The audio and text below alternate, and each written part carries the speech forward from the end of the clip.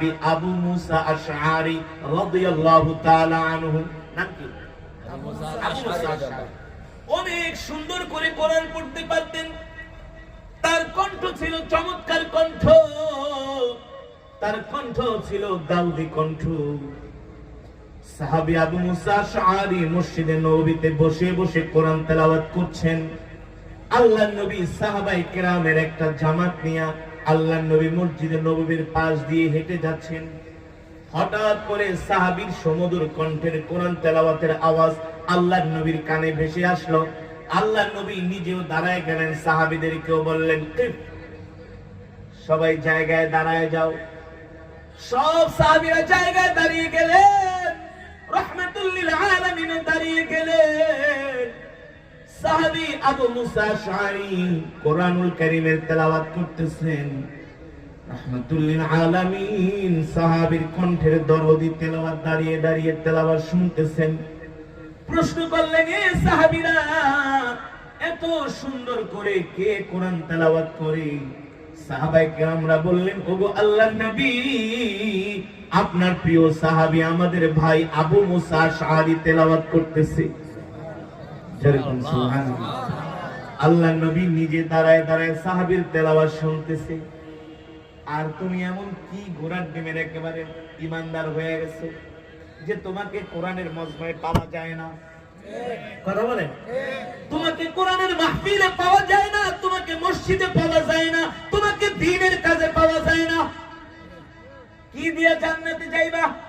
নিজেকে একেবারে কত বড় ইমানদার দাবি করো, যিনি হলেন দোজাহানের বাদশা, রাহমাতুল লিল আলামিন, ইমামুল আম্বিয়া, সাইয়্যিদুল মুরসালিন, যার উপরে আল্লাহ তাআলা কোরআন নাযিল করেছেন, সেই স্বয়ং পয়গম্বর নিজে কোরআনুল কারীমের তেলাওয়াতের আওয়াজ শুনে দাঁড়ায় গেলেন। সুবহানাল্লাহ, জোরে বলেন সুবহানাল্লাহ। সুবহানাল্লাহ।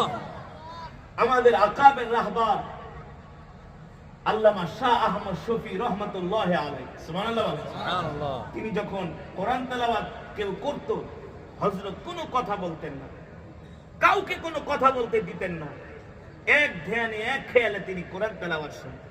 আল্লাহু আকবার। সবচেয়ে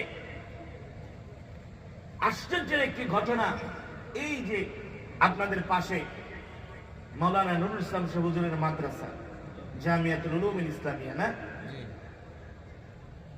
গত 3 বছর আগে যাত্রাবাড়ি মাদ্রাসার প্রিন্সিপাল মুহতামিম, সারা বাংলাদেশের লক্ষ লক্ষ আলেমদের উস্তাদ, দাওয়াতুল হকের সম্মানিত আমির আল্লামা মাহমুদুল হাসান দামাত বারাকাতুহুল আলিয়া মাহিউস সুন্নাহ, হযরত কোরআন তেলাওয়াতের এত বেশি কোরআন তেলাওয়াতের মজমাকে তিনি মহব্বত করেন, তাজিম করেন, সম্মান করেন।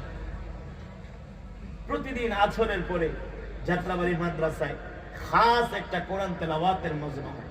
প্রতিদিন আসরের পরে একজন তেলাওয়াত করে হাজার হাজার ছাত্ররা তেলাওয়াত শুনে। সুবহানাল্লাহ। মাগরিবের পরে আমি তেলাওয়াত করছিলাম এই নুরুল ইসলাম সাহেব হুজুরের মাদ্রাসায়, মাওলানা নুরুল ইসলাম সাহেব দামাত বারাকাতুহুল আলিয়া তার মাদ্রাসায় মাগরিবের পরে তেলাওয়াত করছিলাম। হুজুর মানদুল্লাহ সাহেব দামাত বারাকাতুহুম তিনি চা খাচ্ছিলেন। কি খাচ্ছিলেন? চা।